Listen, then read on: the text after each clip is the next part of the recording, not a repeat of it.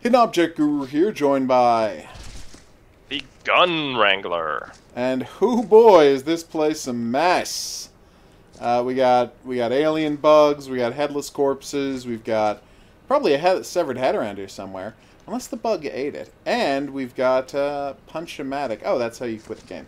So let's go find our station and talk some American Gods, now that we've both seen the rest of the second season. Mm-hmm. Oh. Right, I found the incinerator. Nice. Now we just need to find the bucket dispenser, and we're well on our way. Let's throw some corpses in there. Something I definitely remember. Oh, they're how to just do. coming apart on me. Really? Yeah. Ew! Oh, that's disgusting. Although everything in this game is disgusting, that's why we love it. But yeah, seriously. I don't know if they're working on a next game in this series. They really should be, because again, I love everything about this game, but get this stuff under control, guys. Oh, there's the bucket dispenser. There we go. Got a bucket. Oh, and there was already a bucket here, so that's handy. Yeah, give me a throw button, you know, make it easier to work in this world. But yes, so we've watched the finale to the last 4 episodes, and... To the first season, second season of American Gods. And the 3rd season starts soon, as I understand it. I believe so. So I'm very excited to get to that, because once again, we get no closure this year. The closest thing we get to closure is losing one major character, and secondly, having something we figured out ages ago confirmed.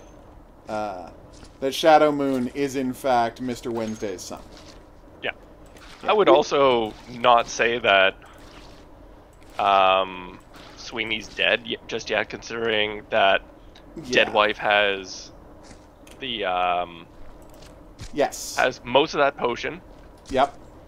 Oh no, he could be back. You're totally right. Like, we don't know exactly what Dead Wife's going to do with any of that. And I'm not going to lie, they make a cute couple. Yep. They make a very No, cute she's couple. a terrible person. She's a terrible person, but she's trying to learn to be better. True. And that's the thing. She does all of this stuff to get through back with Shadow this year, and the payoff is maybe they don't actually belong together. You know, it's like something we've been noticing forever, that it's like there's a real toxicity to her as a person. She's actually being forced to face up to that. And she thought, well, if I do this big gesture of coming back to him, that'll get around me actually having to face up all of my own problems and my toxic nature. And she finally gets back to him, and it's like, no, this doesn't fix you. This doesn't settle anything. You're not better just because you're in love with a guy, you know? And honestly, are you even in love with him? Or, as we've learned time and again, is he just your way of... Oh, is that water dirty? That's water's dirty. It is very dirty, yes. Okay, I could not see that it was dirty because of the lighting in here. Oh, yeah, okay, now I see it. Let's go get some new buckets and finish cleaning this place. But yeah, like, I really liked that take that the show is being so, like, straightforward about the stuff the audience has been feeling about her character from the start. That it's like, yeah, she's got a ton of problems, and being single-minded in her attempt to get back with her husband doesn't make those problems go away. In fact, in many cases, it just leads her to do questionable stuff that makes her even worse. Yeah. Ugh, that whole New Orleans scene. Jesus. Oh, it was so good. Like, we all kind of knew going in that the old gods, not the biggest on monogamy. Oh, yeah, obviously. But wow. What a montage. Yep. What a beautifully produced sequence. And, yeah, there's... Well, and that's the thing. We need True Love's blood to get that potion working. And we don't really have a context for what that's going to mean yet. I was wondering, is that going to pay off this year? And it hasn't yet. Not really. Nope. So it's like, here's my question to you. Did they know they were getting a 3rd season when they made this season? I'm not sure. Because this does not, like, there is zero closure this year. Yep. And There's not much in the way of closure. Yeah. And it does feel sort of like, well, now you gotta give us that third season. Yeah, it's almost like they're... I know, yeah. It's almost like they're daring them to cancel the show, which... Yeah, pretty much. I'm glad they didn't, but whoo, that feels like a dangerous move on the part of a TV show. Yep. You're like, I mean, you gotta bring us back. Well, it's just like, by comparison... It's a gamble that didn't work off, or didn't work well for instance, say, Counterpart. Yes, oh, Counterpart. You could have been the chosen one. You really could have. That second season, though. Oh, God. Oh, good. It is. But the problem is, and this is something we've noticed before in other shows, like, it's part of what it was good is what it was promising would come next, and then when they couldn't follow up on that, you know, it all fell apart.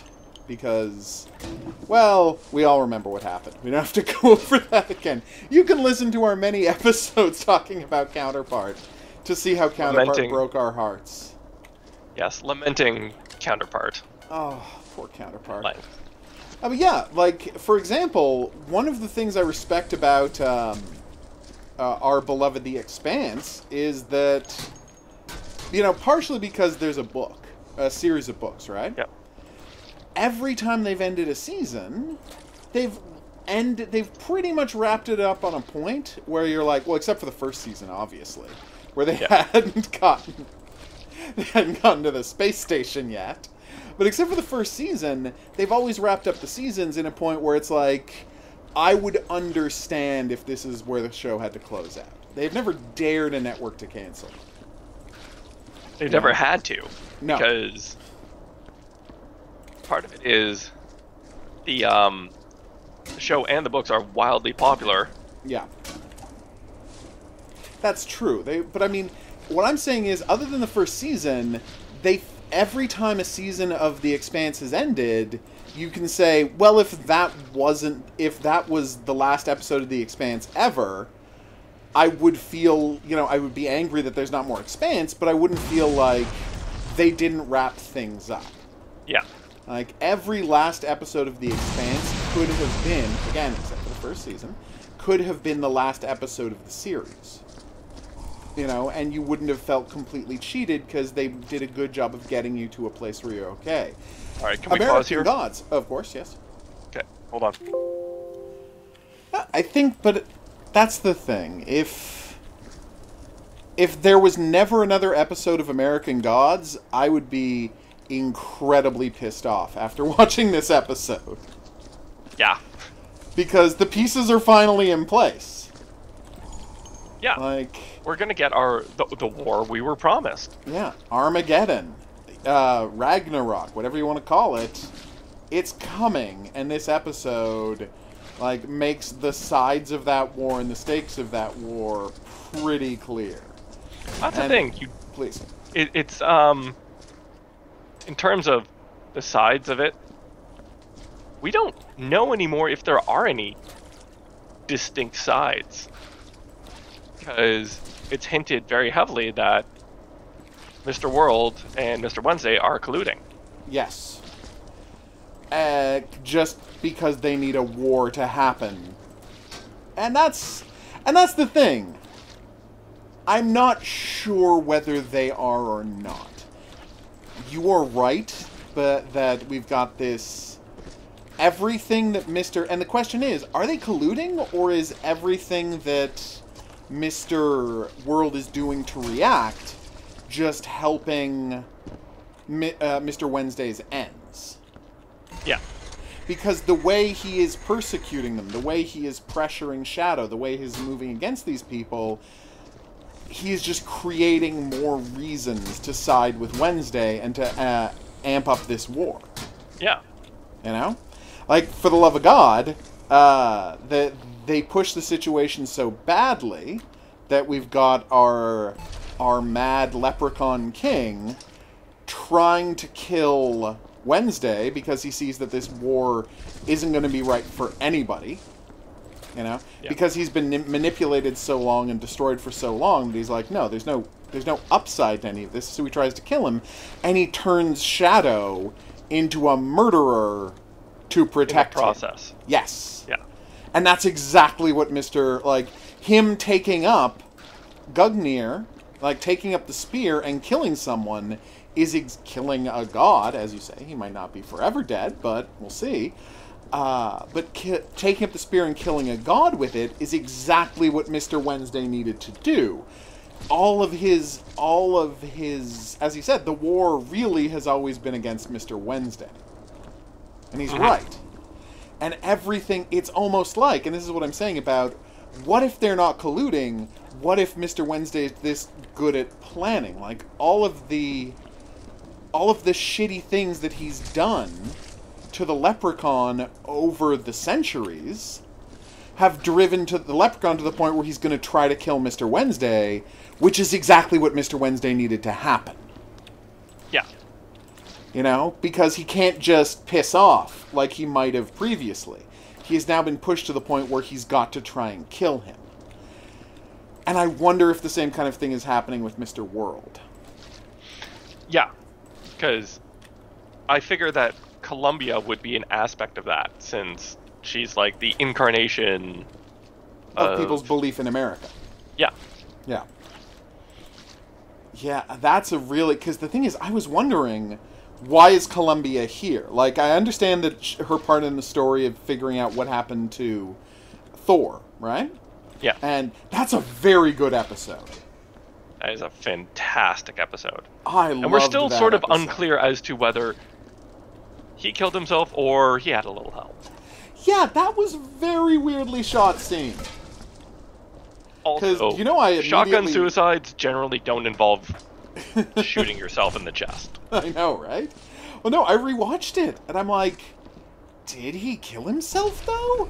Because I watched it, and then he said he took himself out, and then when he says he took himself out and that's the thing gods can't come back from, I'm like, wait, did he take himself out? So I rewound and I watched the scene again, and I'm like, they could have shot that a lot more clearly. If they wanted it to make it clear that he was killing himself and not being shot by a person while he was reaching for that person, yeah, they could have shot it to make that clear. I think it's by choice that they didn't make that clear, and there might be more to that story. Almost certainly. That's my suspicion. Okay.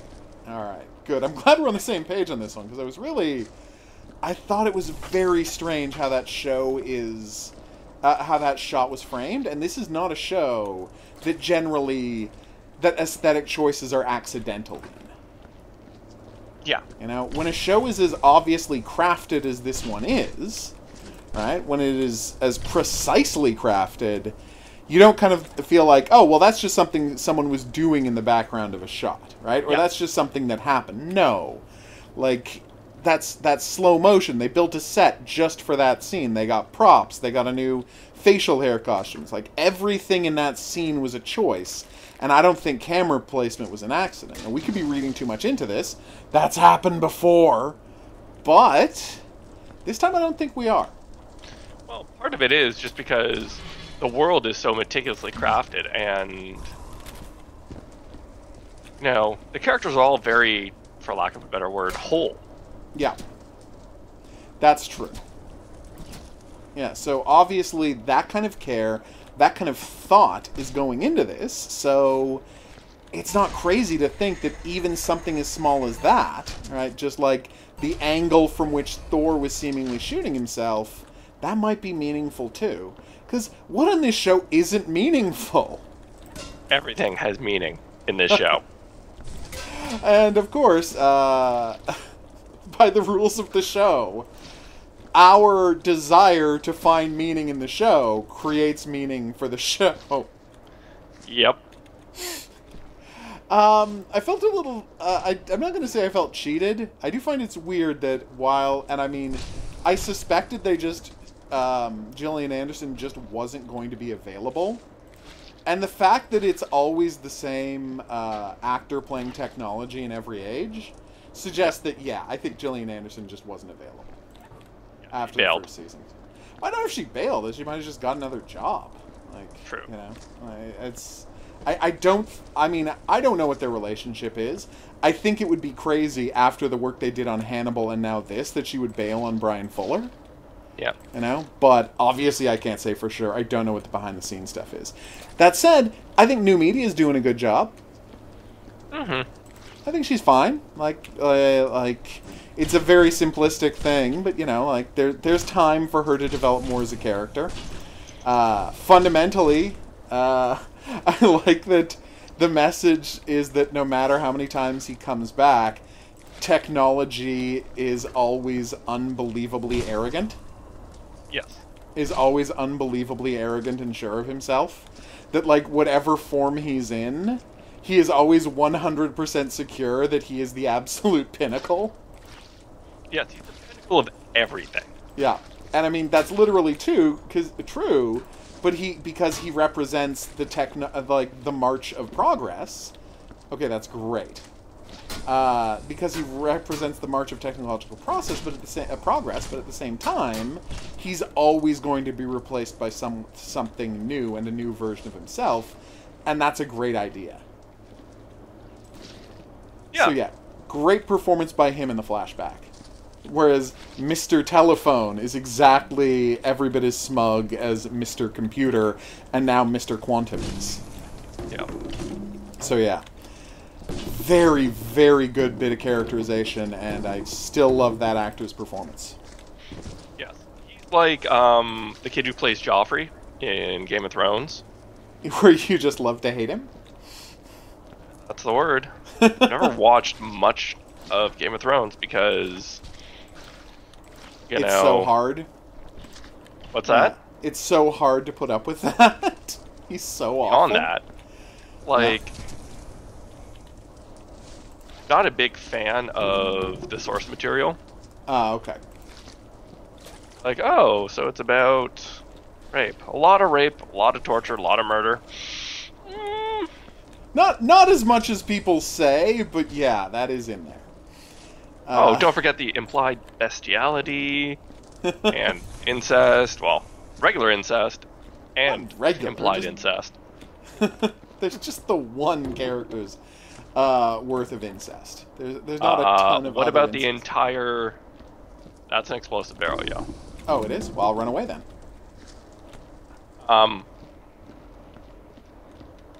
There's also the entire Tarragon line is a product of incest. That's true, but that's all in the past. Like that's all just part of history, and that's the history of that world. And honestly, whoa. Okay, that was awesome. Novel. Yay! Woo! Oh no, I may have set fire to a wall. Oh, the wall got set on fire. Alright, well, the explosive barrel make me happy, but it probably wasn't worth it. I will be more careful in the future, as much as I do enjoy exploding barrels. But yes, but of course, then again, that is part of Game of Thrones' desire to comment on European history as well as it's doing its own thing, because the idea of intermarrying to keep bloodlines pure is a thing that really happened, and it did cause the downfall of many noble houses because they ended up with genetically monstrous and insane children. Mm-hmm. So it's like, that's more of representation of the actual history of Europe than it is like something designed to just freak out an audience. So I would defend them in that case. But anyway, we're not here to talk about Game of Thrones. We're here to talk about Mr. World, who, so, like, I don't know how they thought of Crispin Glover for this part, but you can't do better than him. Well, like, the show is generally pretty perfectly cast. Oh God, yeah. No, I've never watched an actor they picked and said, oh, well, they should have gone with, I feel like X would have been better, or I feel like that guy's not doing a good job. Everybody's great. Like everybody's doing a great job, but Mr. World, like, he's this beautiful thing where they've taken a man whose public persona he is an ethereal weirdo. Yes. Right? That is what we think of that man already. So to then amp it up to this level and use his real-world persona so effectively, I'm just blown away by how effective he is in this part. And he was always going to be. Crispin Glover's great. But, that whole scene about War of the Worlds. I was going to mention that next, because Magnificent, I was like, oh my right? god. I had no idea that was coming. Like, it didn't occur to me for a second, and it's one of the things, the brilliance of this show, where they're like, okay, well, what is belief, right? And what are famous instances of belief in American history? And they answered the question. What I love is that they went out of their way to answer the question that I hadn't even thought of, which is, hey, why is Odin so not that powerful when friggin' Nazis talk about him all the time? Yeah. You know, and, well, we find out. They're just paying lip service. Yeah. Oh, God. No, like, you have to be subservient to the Reich. Oh, okay, that's why he didn't get the authority. That's why he didn't get the power, and that's what, you know, that's what drove Thor insane. Like, he couldn't get this, he couldn't be subservient to the Reich. You know, he couldn't be subservient to the idea of Germany. He had to have people worshipping him for him, and what it comes down to is they were just using this kind of mythology as a way to prop themselves up. And by definition, he would be below them, and he couldn't cope with that.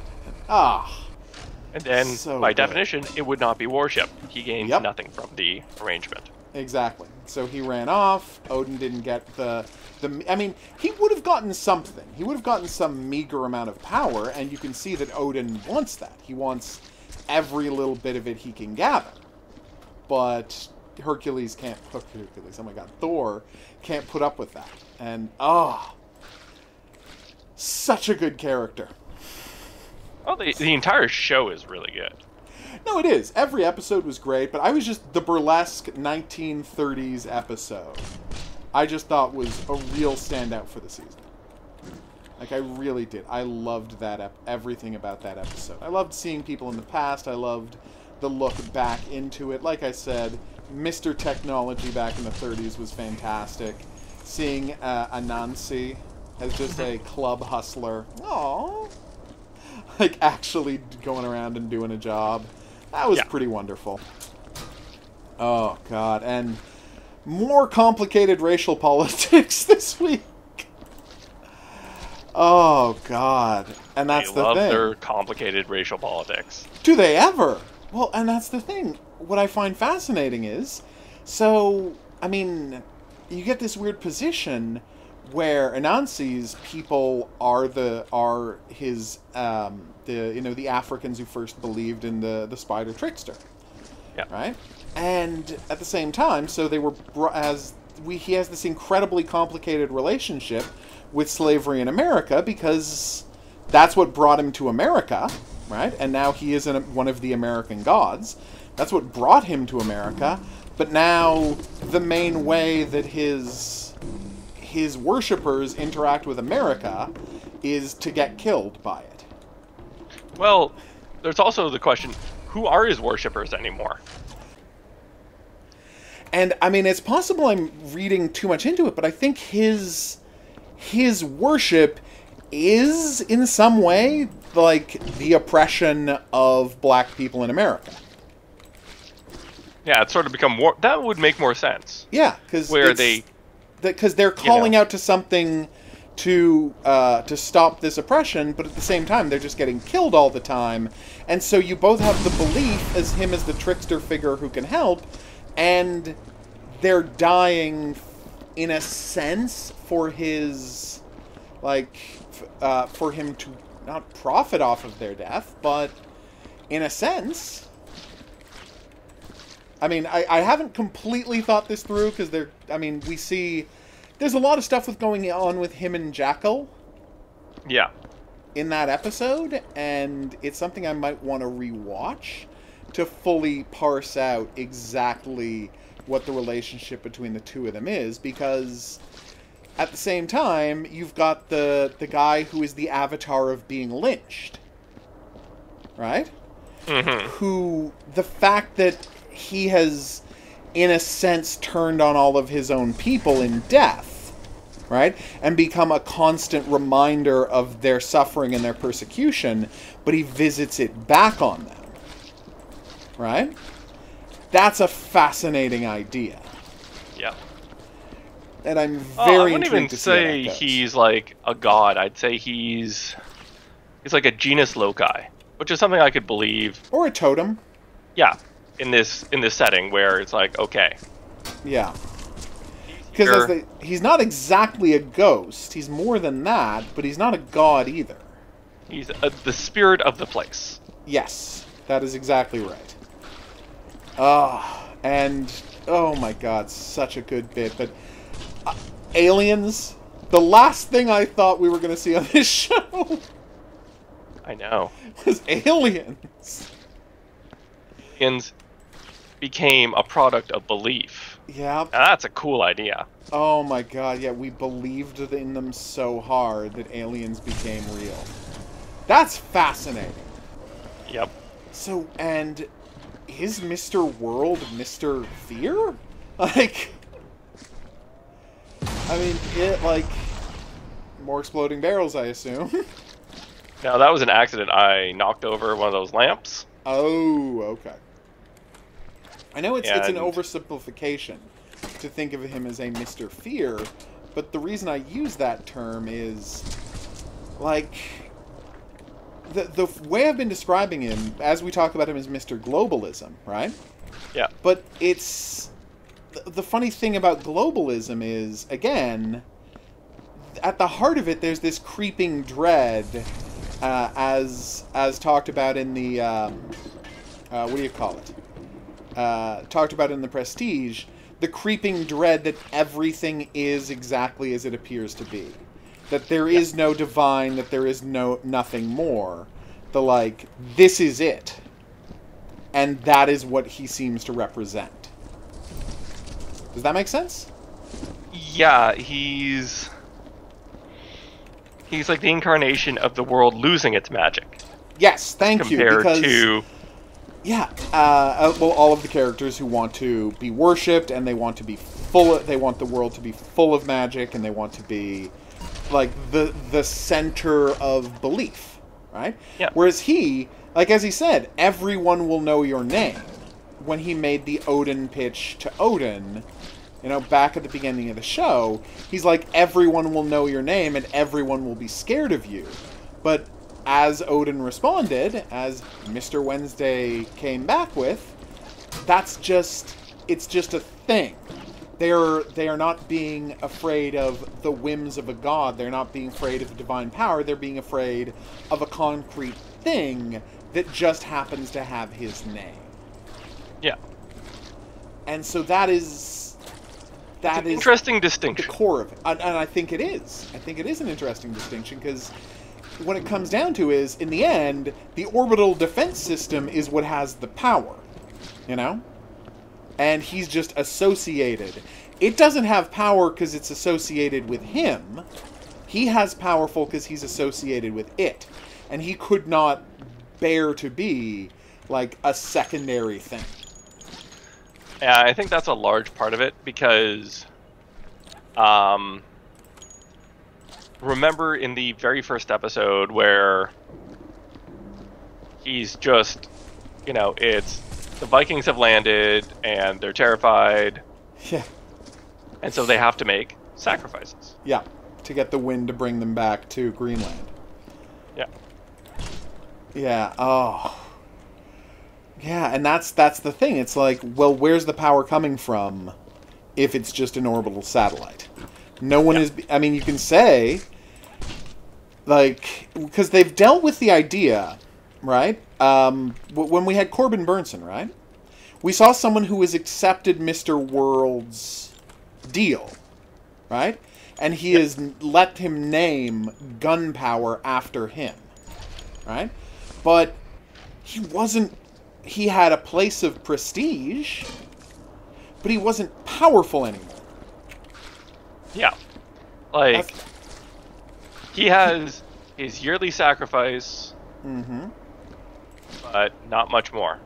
And yeah, and it's like, we talked about how all of the shooting is in a sense a prayer to him, but at the same time, he is less powerful than Odin, and Odin is able to dispatch him easily. Yeah. Because when it comes right down to it, the people are worshipping the thing that is associated with him, and that power isn't coming to him anymore. It is in some minor level, and as you say, there's an annual sacrifice, and he doesn't stop existing. But its existence without power is what Mr. World offers. It's being remembered without that remembrance coming with any authority. Any of the perks. Yes, exactly. There is because look at technology. When he dies, he comes back again in one form or another. Yes, because there's always a new technology. But he is transient. It's the same thing that happens to media. Mm-hmm. Whereas, say, Vulcan, once he's gone, he's not coming back. Exactly, right? And that's the change in what a god is. And that's what I'm interested in seeing them develop. And I realized watching it, it's like, this has to have gotten pretty far afield from the book, right? No. Really? It's going a lot more in depth than the book. Oh, of course, because they got 10 hours to fill every year, so sure. Yeah. But okay, if it's not that far afield from the book, can you guesstimate how many more seasons we're gonna get? At least 3. You think it's gonna hit 5? Yeah. Wow, I cannot wait to see where this thing goes if it's gonna hit 5. Oh my god. Yeah, because, I mean, we've just hit a big turning point as Shadow Moon has come into his own, right? But, well, I mean, not come into his own, figured out who and what he is, but now he has to figure out what he's going to do. Like, he's rejected the stuff that was holding him back, but he hasn't taught us, and he hasn't figured out necessarily what does he value now, what is he for. Yes, what kind of god is he? Yes. Like, what is he the god of? Like, he's not just replacing, like, as much as he was bred to replace Thor, he's not the god of what Thor was the god of. He is not about dominance and masculinity and posturing. Like, he exists because Wednesday needed another son for his plans, as far as I can tell, but we don't know what that makes him the god of. He controls the weather, but yeah, he made it snow. Like, we know he's got powers, but nobody believes in him yet. And that's what I want to find out what is going on. Like, what happens when you are a demigod? Because that's what he is. The other gods were created out of the ether because people had faith. Yeah. And he was Shadow Moon was born of a human and a god. No. 2 gods. Oh, you're right. His mother was a god who people stopped believing in. Yes, you're right. You're right. No, of a worn-out god. Like, he's the son of a god who still has some authority and a completely worn last legs kind of god. Well, my going theory is, Mother is actually Liberty. Oh! That would make sense. Right, and then she gets cancer because of course, Liberty is gradually getting eroded. Reagan's America. Why wouldn't she get cancer? Because liberty has been replaced by nationalism, which is what Columbia is. Yeah. Yeah. I mean, so Columbia is nationalism, she is liberty. Oh, that's a really good question. I wouldn't be surprised if we saw Columbia again, to be honest. No, I think we've got to see Columbia again, don't we? Like, with that kind of an introduction, I feel like we've got to see Columbia again.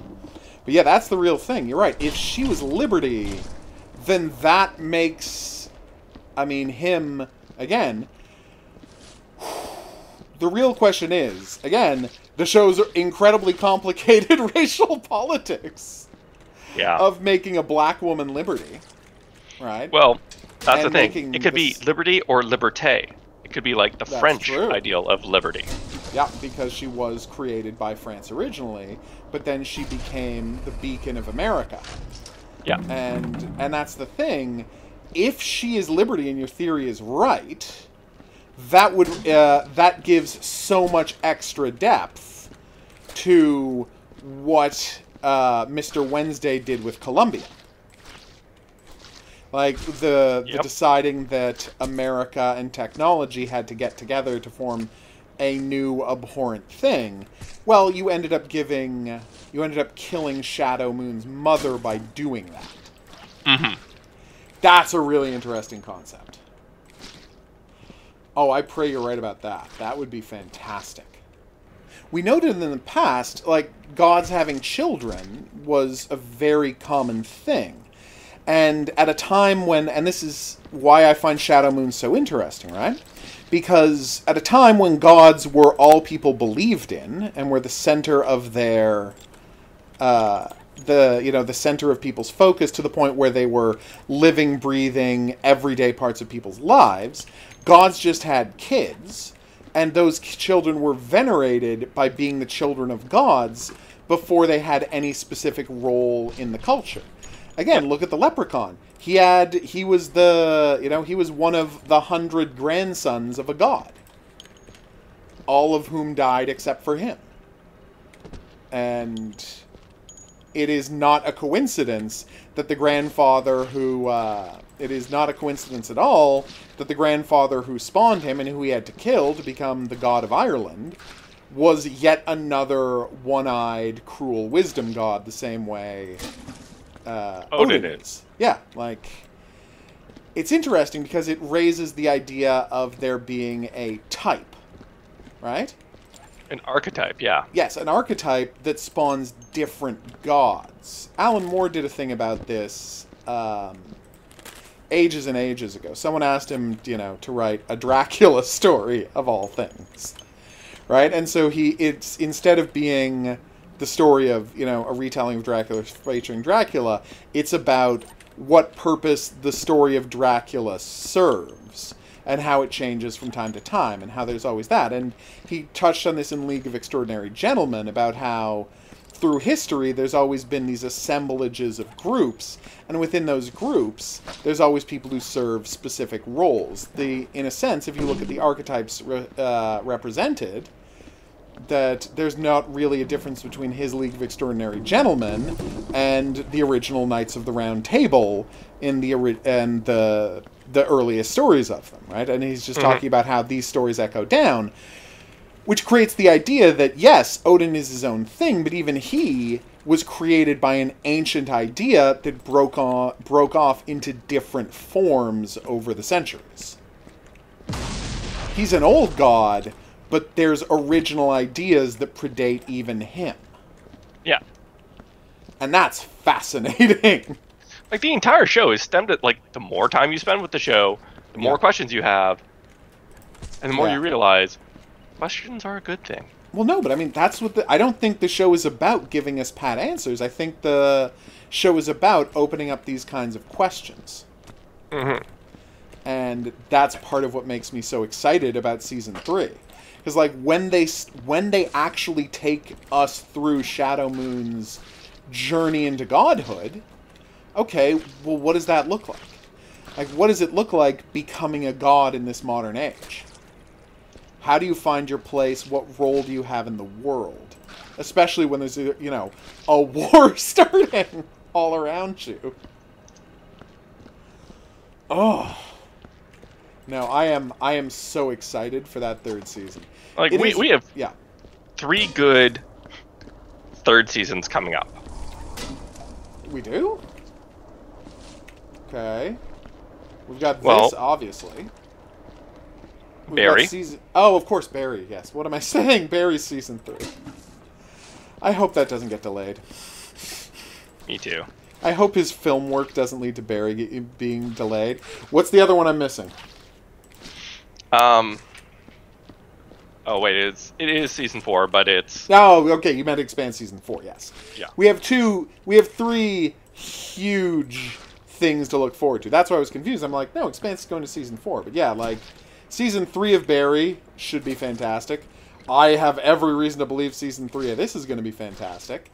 And oh my god, I cannot wait for the aftermath of the end of the Expanse. The Gold Rush. You have no idea what's coming. I don't. And it's gonna be so good. Well, it's so tempting to read the books, but I have to wait until the show's like done, because I can't spoil the show. I want to experience it as a show for the first time. Although honestly, I am going to go back and start reading. That's what I'm saying. I'm going to go back and start reading the books of the stuff I've already watched, so that I'm. Like, you know, I have them. You can swing by and I'll just loan them to you. I'm going to borrow them from you. That way I can get caught up, but I'm not reading ahead. Yep. Like, unless something happens with the show where I absolutely have to find out.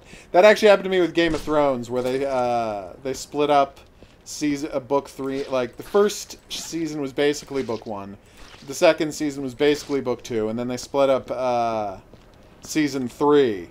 Book 3 into season 3 and 4, and I'm like, well, screw this. And then I just started reading the books. And I love the books a lot more, and weirdly, I had to abandon the show after season 4 because they diverged from the books in a way that I was sure that the decision that they made to diverge from the books, the way they chose to diverge from the books, was a sign that these screenwriters had no idea what they were doing and they were going to ruin the whole thing.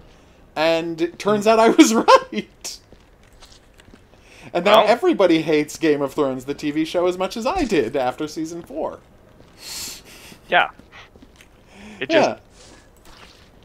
Yeah, they really lost it. Oh, they lost it. For lack of a better expression, they shot the bed. Well, it's so bad that I'm wondering if they're going to lose their Star Wars trilogy. Like, because... You mean the Star Wars trilogy, which has been... I would say that the new movies are as bad as the prequels.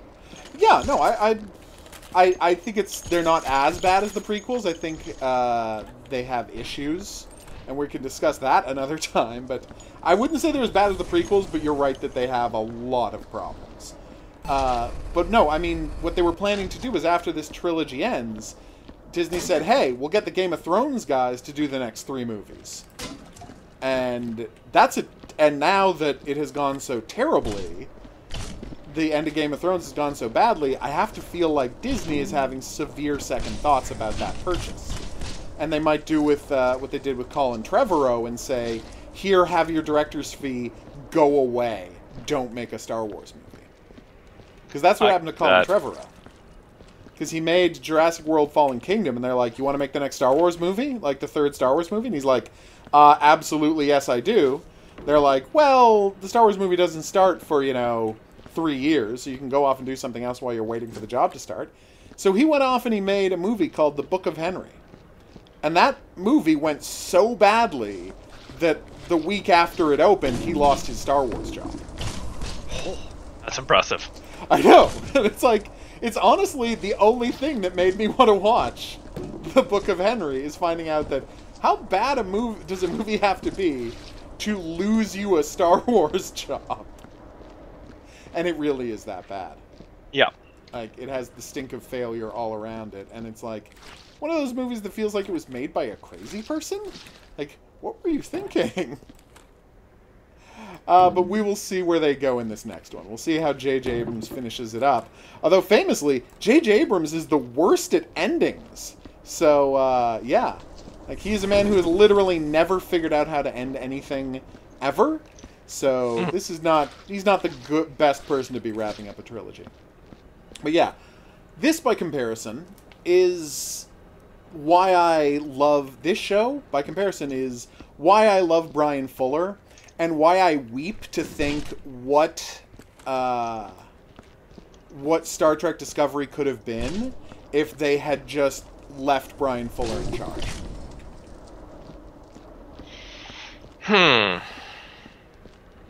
Like, Yeah.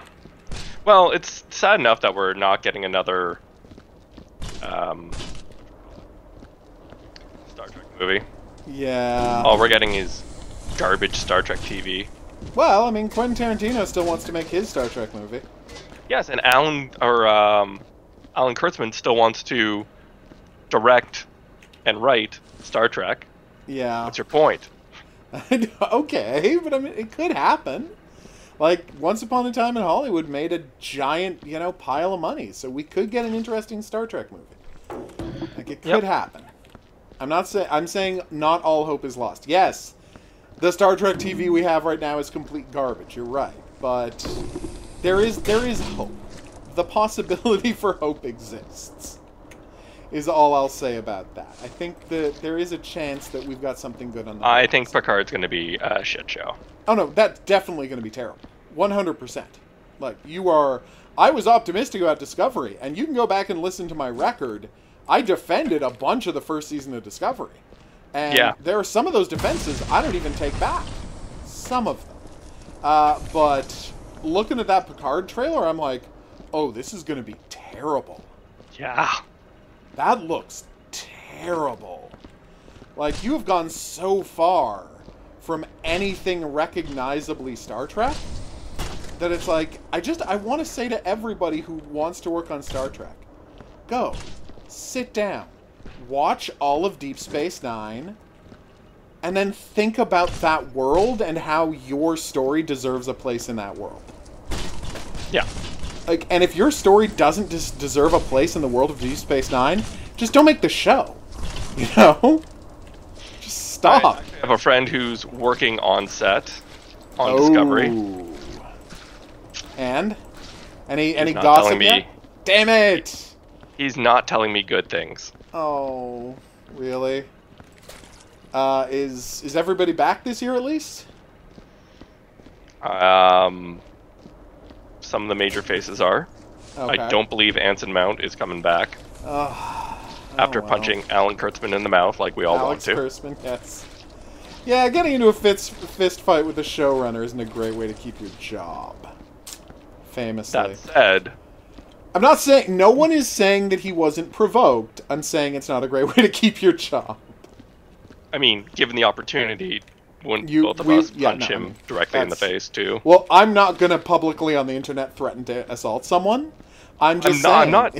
I'm not threatening to assault someone. You are offering a hypothetical situation in which someone might wind up getting punched in the face. Yes. Okay, that I think I can give you, and I can accede to that theory of the situation. Oh, but yeah, it's a tough one, though. Like, having to watch something you love so much, like Star Trek, being so mishandled. Yes, and that's why I love that there are shows like this out there. You know? There are American Godses, you know? There are American Godses to keep us excited about what you can do with television, because here's something I haven't said about American Gods yet, I think. And if I have and I'm repeating myself, feel free to, question me on this one. It is great to see a show in this day and age, in the day of cable and binge watching, truly embrace the episodic format and have every episode of the show have a specific theme and a beginning and a middle and an end, and tell a complete story within that episode. Yeah, it is fantastic. So instead of just everything is built for the multi-season format. Yeah, and it's like, well, we know we're telling a whole story arc over the season, so we don't have to worry about telling a story. We're just going to show you an hour's worth of the story this week, and that is all the thought they put into it. Oh, well, it's an hour's worth of the story. They're not saying, how is this a story in and of itself? And this season has been great about that, right? The Leprechauns episode, the Burlesque Show episode, right? The season finale, the episode about, as we say, the totem of lynching. All of these manage to further the overplot of the season while But are still independently watchable. exactly. You could watch any one of those episodes and you'd be a little confused, but you would still get you would still get the point of the story, especially the origin of our leprechaun, the story of the god of Ireland, right? Mm-hmm. You can watch that as a film unto itself. And there are parts where you would have questions, but fundamentally you would get this man's arc and you would understand his story from beginning to end. And I love that about it. You know, like, because we've been waiting, you know, a year and most of a season for this man's story, and we got this man's story in its entirety in that episode, and it was beautiful. Also, Lou Reed's jacket. Yeah, that was pretty funny. That's pretty funny. Lou Reed's jacket as a totem of power made me, like, the greatest possible totem of power. Lou Reed's jacket. It's sitting in a dying mall and costs $7,500. Yep. That's beautiful. And, like, it's perfect. No, it is. Because you can see the way that, like, the dwarves and elves that came over in, like, the 1800s, and now they're just sort of relics. Yep. They're still crafting things, but, you know. For what? At a mall. Yeah, at a mall. At a dying mall. Yep. With a giant banner congratulating people on making, you know, on a new world in 1989. We're just gilding the lily a little, but I still thought it was funny. So, this is something I'm not going to do. I'm not going to make a prediction. Oh, interesting. I don't know where this is going, and I am loving the ride. I have made a couple of sub-predictions, and I have given my thoughts on your predictions, but I don't know what's going on with Shadow Moon. But given all of this stuff, given that he ends the first episode being lynched,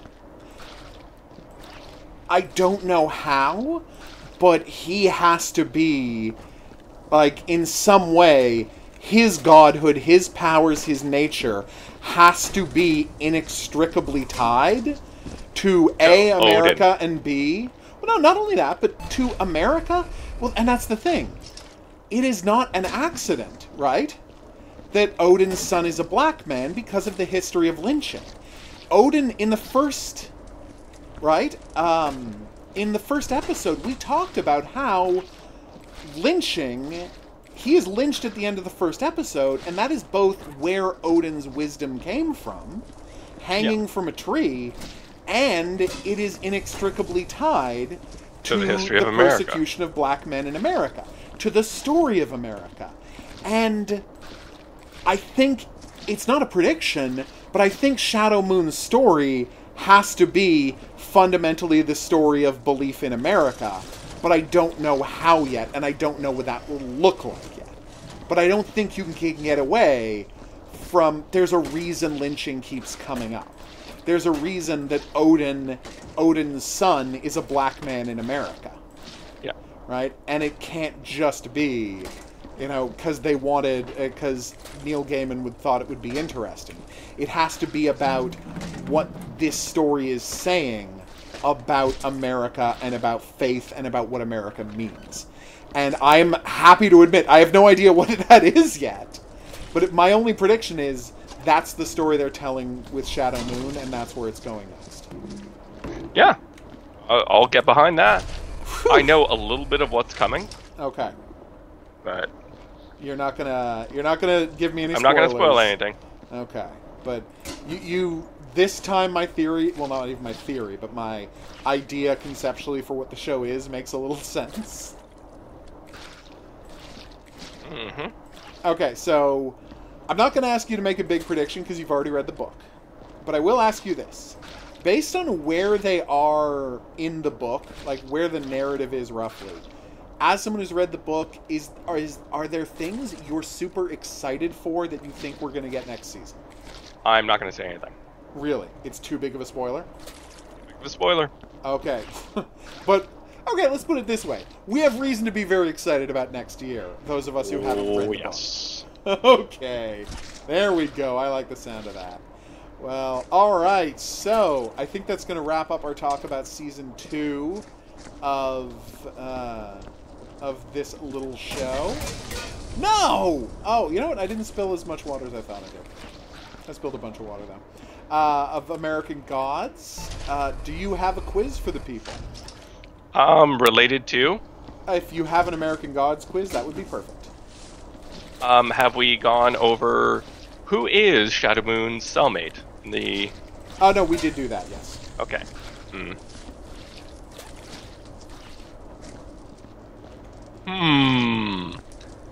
I don't have an American Gods related quiz, but we can do a general mythology. Okay. Actually, you know what? How about we name everyone in Chernobog's apartment? Oh, nice! That's a really good one. Yeah. All right, so the first person to drop that below the video will win a prize. Just drop it in the comments section, and boom, the first person to get it right will win themselves a prize. So, we are going to be gone for a month plus, and we're going to be back to talk about the end of Season 2 of Man in the High Castle. We're just going to watch the rest of the episodes while we're on break and just blast through that, because, oh my god, is that season a slog. Honestly, at some point in the future, our look at the third season, unless the first few episodes are amazing, we're probably just going to watch the whole third season and do one episode about it. If it's going to keep being this slow. So, we'll be back for that. But before then, is there anything you recommend people check out? Beyond the Expanse? Well, Alright, let's pop over to my Netflix queue. He's got some shows he thinks you should watch. Manhunter Season 2, of course. Mindhunter, I've been very impressed It's not by your that. fault. I call it Manhunter all the time, too. It's hard not to. The Highwayman. What's The Highwayman? It is the Kevin Costner. Oh wait, is that the Woody the Harrelson. Kevin Costner Woody Harrelson movie? I did watch that. You're so right, and I can't believe we haven't talked about this yet. It is so good. Yeah, no, you gotta watch this movie. Yes, you want to talk about a beautifully paced, beautifully constructed. Oh my god. And there's nothing romantic about it. It's just... It is about the demythologization. It is the anti-Bonnie and Clyde movie. Not in the sense that it's just against the concept of Bonnie and Clyde, which it is, but because it exists solely to remove the mythologizing that the movie Bonnie and Clyde does. Yep. Of Bonnie and Clyde. And it's brilliant. Like, oh god, but yeah, like, it's so well done, so entertaining, and oh my god. It's fantastic. And I don't want to say anything more than that, but it's like, if you've seen Bonnie and Clyde, honestly, that's not a bad thing to watch back to back. Yeah. To have two incredibly diametrically opposed takes on the exact same events. So if you got a few hours, if you got an afternoon and you want to watch two really good movies, Highwaymen and Bonnie and Clyde would do you well. Yeah. It did put out a lot of stuff I had no idea about. It was fantastic. It is. Plus, if you want to fetishize some awesome 1920s and 30s guns, oh yeah, there is a whole sequence about how beautiful the Browning automatic rifle is. Yeah, Until I saw this movie, I didn't know they had made a special Browning automatic rifle just for police officers. Yeah. Well, you know idea. how, like, typically most black and whites have a pump gun in the front. Yeah. And generally an AR pattern rifle in the back. Yeah.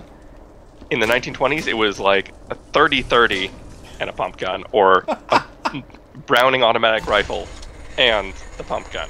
Oh, that's so crazy. Oh my god, that's so nuts. Alright. But yeah, it's a really good movie. Everybody should check it out. So, we will see you back here for more talk of television and some more video games. We're still hoping that they're going to announce Viscera Cleanup Detail 2 sometime, but we have no confidence that that's ever going to happen.